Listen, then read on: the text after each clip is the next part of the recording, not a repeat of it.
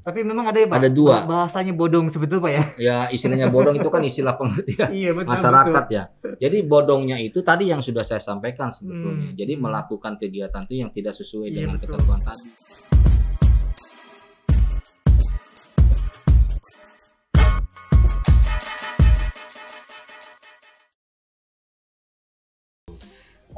Tadi kan ada pengawasan, kemudian ditemukan penemuan-penemuan, Betul. baik itu yang hasilnya baik atau mungkin yang bermasalah, seperti Iya, itu. Katakanlah yang melanggar ya Pak. iya, Lalu sebelum si Kemenkop ini melakukan pengawasan, hmm, apakah ada pembinaan Pak? iya, Pembinaan sebelumnya yang diberikan oleh Kemenkop untuk iya, koperasi-koperasi yang ada di seluruh Indonesia gitu Pak? iya. Seperti itu. Nah, jadi sesuai dengan Undang-Undang Nomor 23 Tahun 2014 tentang pemerintahan daerah, Mhm. kewenangan pembinaan dan pengawasan terhadap koperasi itu sudah dibagi sesuai dengan tingkat keanggotaannya.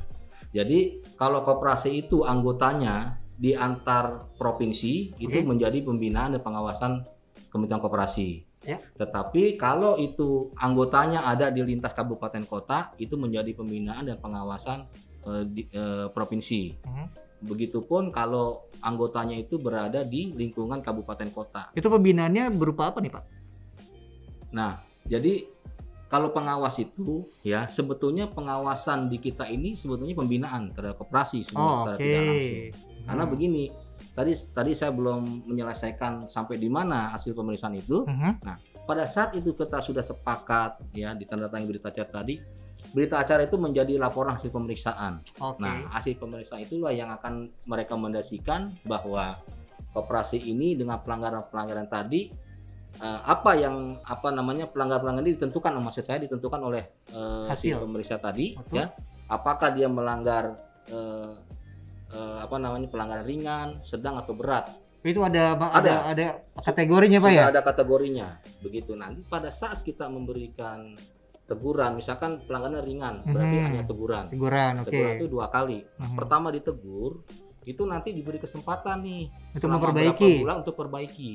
Nah, ini Kalau kan masih tetap ngeyel seperti itu gimana Pak? tetap ngeyel, biasanya ada yang ngeyel, ada juga yang sudah perbaiki tadi tidak semua. Oke. Itu kita beri teguran lagi, Oke. kedua.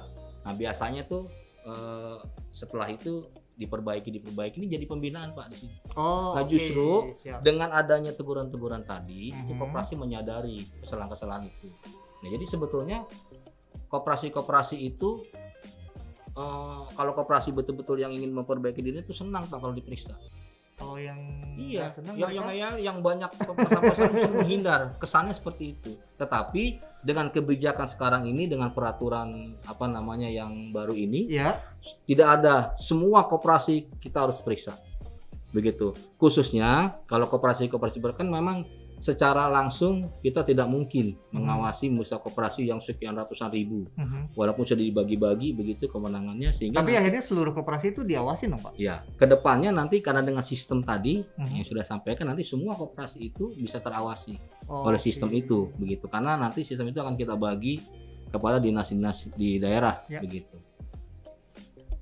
Tadi Pak, temuan-temuan menarik sekali nih Pak, obrolan Hmm. tentang temuan-temuan yang tadi hasilnya ada pelanggaran, kemudian ada mereka yang ngeyel juga nih Pak ya. Oke. Bapak selama menjabat nih Pak, Hmm. selama 2 minggu inilah katakanlah, Hmm. pernah nggak sih Pak menemukan temuan-temuan yang kayak semacam mungkin menghebohkan Pak, Iya. dari perspektifnya Kemenkop. Bapak nggak usah cerita koperasi mana, tapi Iya, iya. boleh cerita nggak Pak tentang temuan-temuan yang Iya. seru itu Pak? Iya. Memang kalau sebetulnya sih permasalahan-permasalahan itu timbul yang kita ketahui, mungkin masyarakat juga mengetahui ada permasalahan koperasi itu justru sebelum ini ya, di tahun 2020 ya. Itu kan banyak kejadian koperasi-koperasi yang namanya koperasi gagal bayar segala macam. Oke. Nah, sebetulnya kalau koperasi-koperasi yang gagal bayar itu permasalahannya Mhm. itu karena mengembangkan usahanya itu tidak sesuai dengan ketentuan. Begitu. Contoh itu kan yang terjadi itu kan KSP ya, Mhm. koperasi simpan pinjam nih, Ya. rata-rata kebanyakan begitu ya. Jadi kalau koperasi simpan pinjam Ya. sesuai dengan aturannya itu kan menjalankan usahanya itu penyimpanan dan pinjaman. Ya.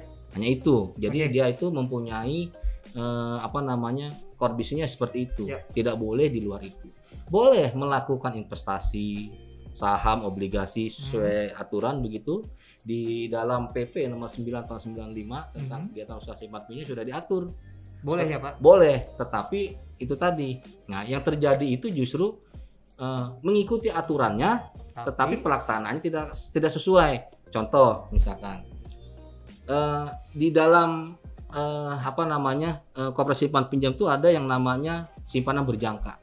Oke. Simpanan berjangka itu kan sifatnya jangka pendek. Betul. Ya, 12 bulan gitu. Berjangka Pak ya. Berjangka. Betul. Gitu.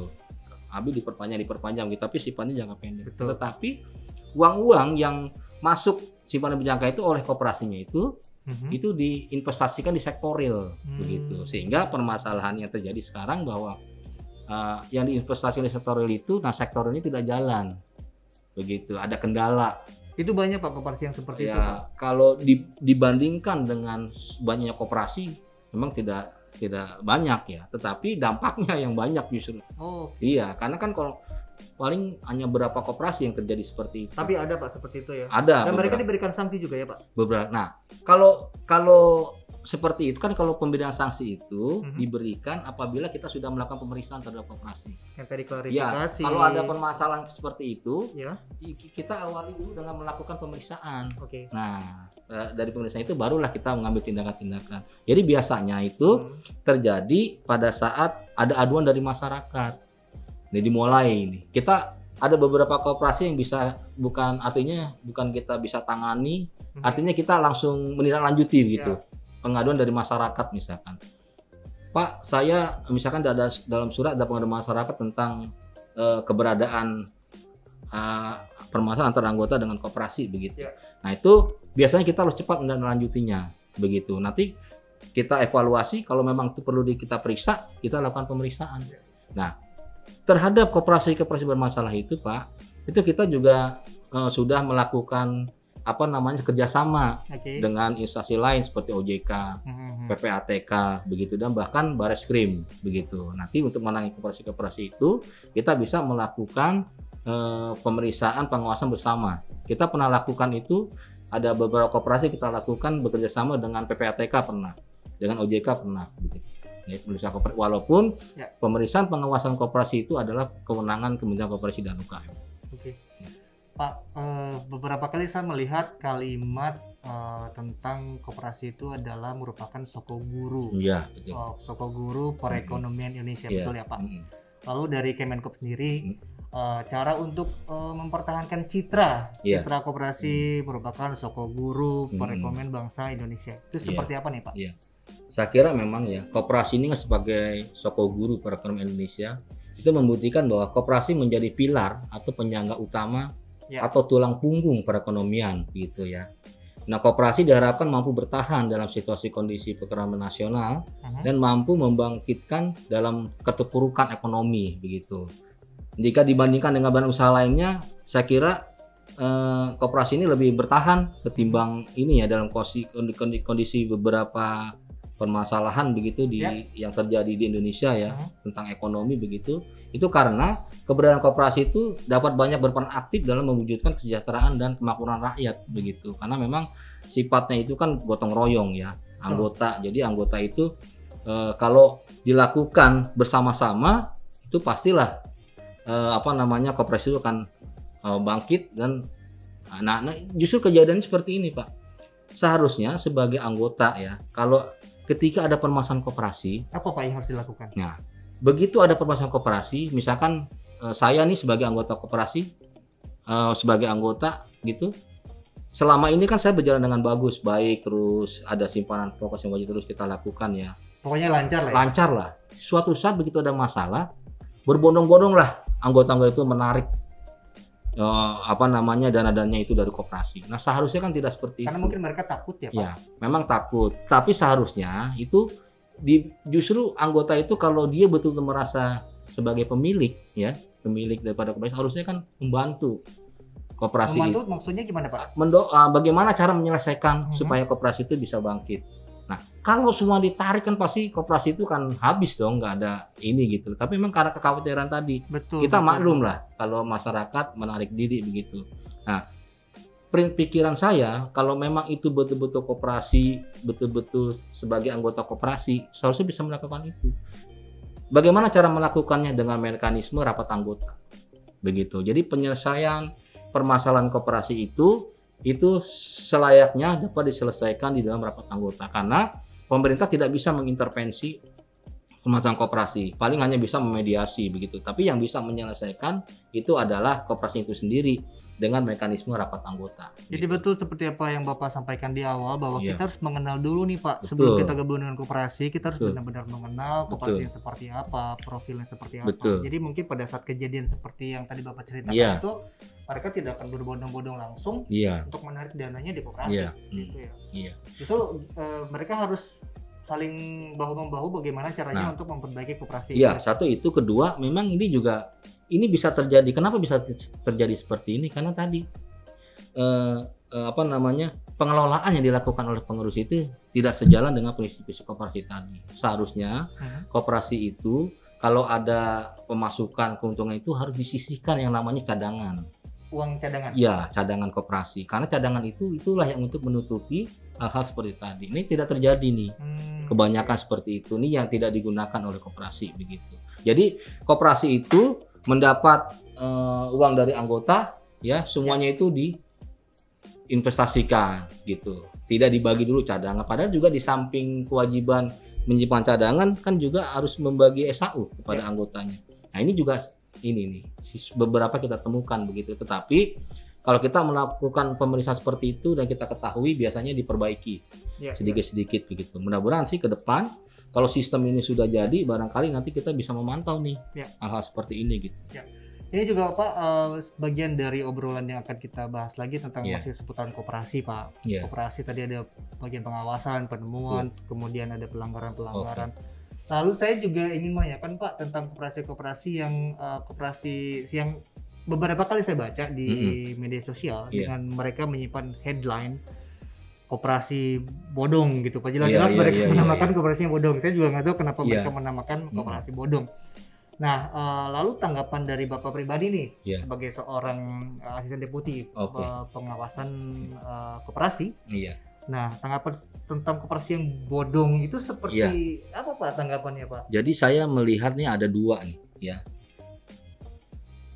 Ada dua sudut pandang, yaitu koperasi legal yang melakukan investasi bodong atau masyarakat berkedok koperasi tanpa badan hukum. Tapi memang ada ya Pak? Ada dua. Bahasanya bodong sebetulnya Pak ya? Ya istilahnya bodong itu kan istilah pengertian masyarakat ya.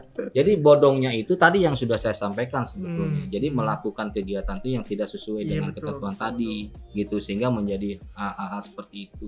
Nah di luar koridor lah ya, di luar koridor yang ada. Tapi tadi sudah saya sampaikan bagaimana ke depan mudah-mudahan yang seperti itu kita bisa pelan-pelan kita tangani karena kita kan sudah tadi saya sampaikan bahwa kita sudah bekerja sama dengan OJK, PPATK, Barreskrim begitu. Nanti lebih intens lagi nanti kita ke depan untuk melakukan pengawasan. Itu sudah dilaksanakan atau akan dilaksanakan Pak? Kita sudah melaksanakan sebelumnya.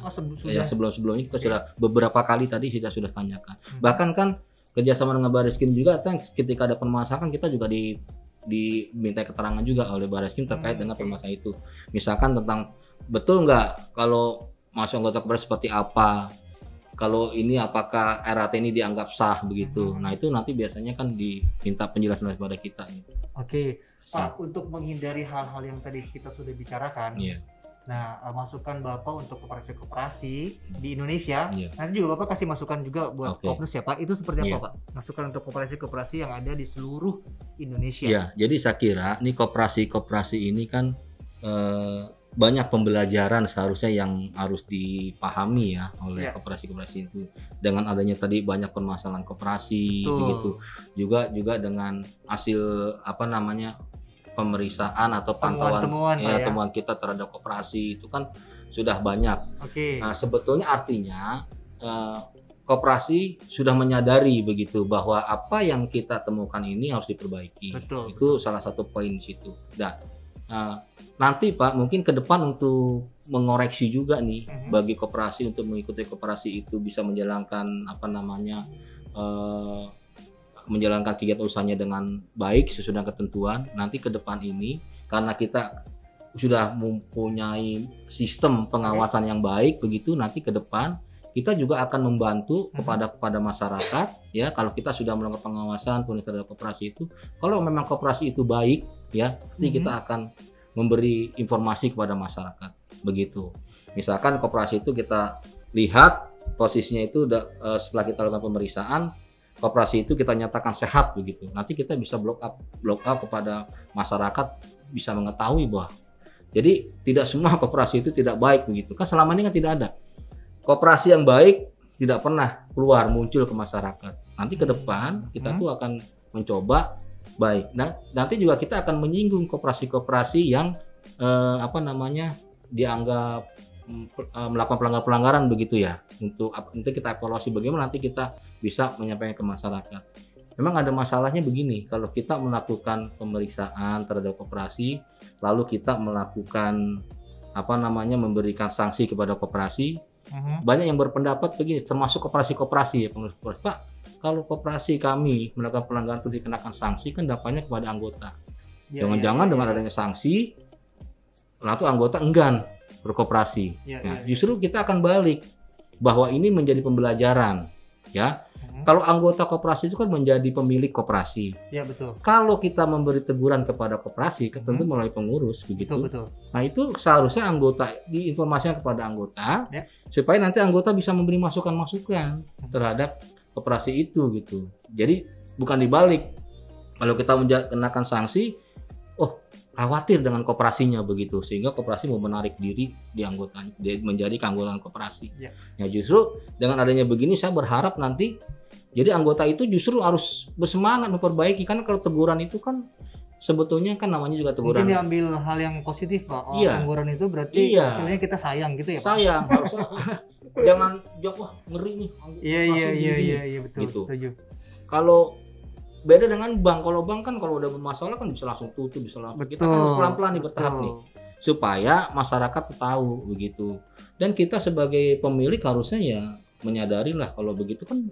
Makanya Pak, pengawasan itu saya bilang kenapa selalu saya menyampaikan bahwa forum rapat anggota itulah yang sangat penting bagi anggota. Karena di situ keputusan bersama ya Pak. Betul, karena di situ adalah aspirasi tuh anggota untuk menyampaikan saran, kritik segala macam dan mengoreksi. Walaupun sudah ditunjuk dikuasakan pengurus dan pengawas, tetapi anggota juga wajib mengawasi koperasinya. Ya. Tadi sebelum kita ngobrol di meja podcast ini tadi Bapak ketemu kan di bawah dengan beberapa pengurus ini. Tadi Bapak mengatakan wah ini anak muda semua nih Pak. Lalu hubungannya Pak, menurut Bapak koperasi yang milenial itu seperti apa nih Pak? Ya, jadi begini ya. Saya tadi begitu ketemu. Iya, karena di bawah wah ini Bapak kan bilang nih, wah ini anak muda semua nih Pak. Iya. Karena saya membayangkan begini, saya kalau ke daerah begitu ya, kebanyakan tuh seperti koperasi kayak KUD segala macam itu ya. Itu kan kebanyakan kan usia-usia inilah ya. Gitu.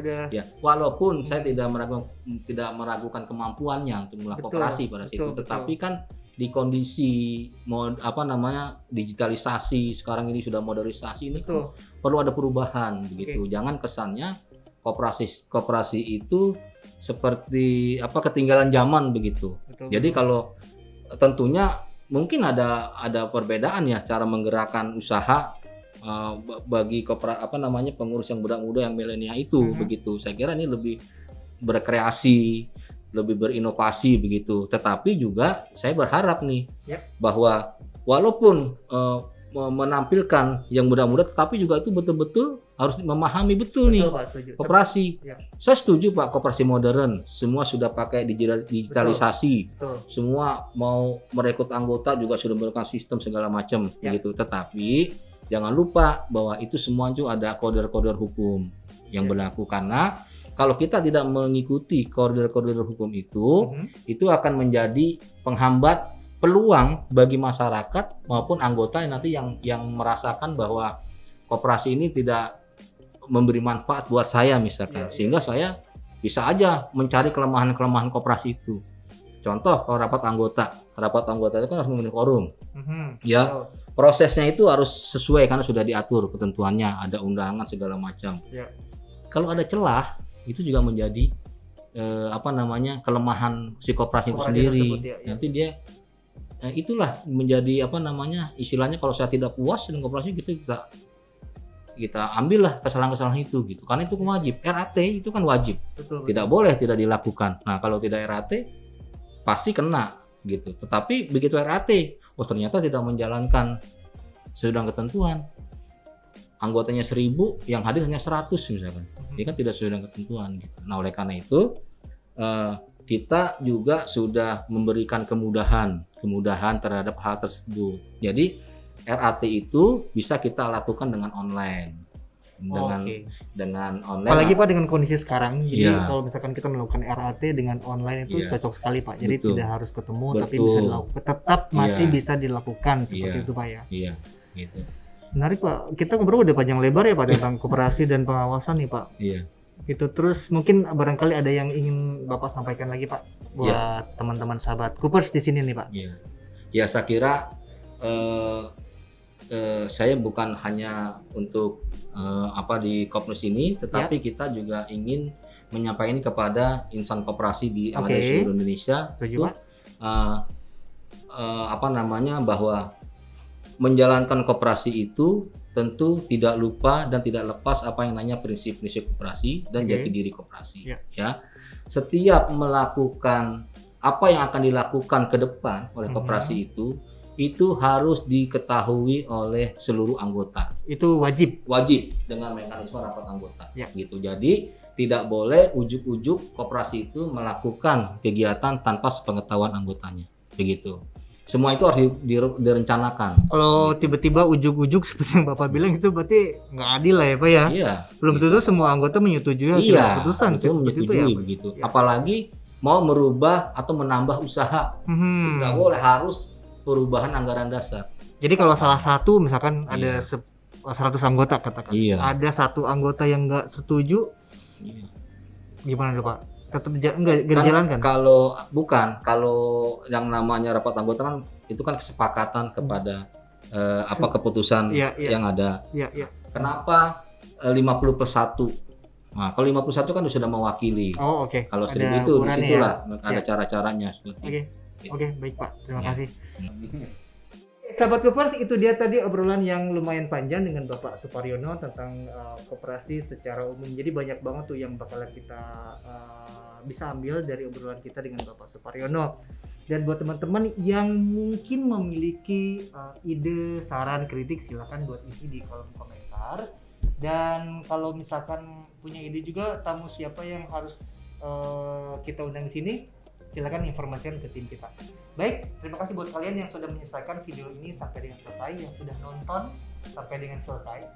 Jangan lupa untuk klik like, share, dan juga aktifkan lonceng notifikasinya agar kalian tidak ketinggalan video dari Kopnus Pos. Baik, terima kasih, sampai jumpa, dan Kopnus Pos semua bisa.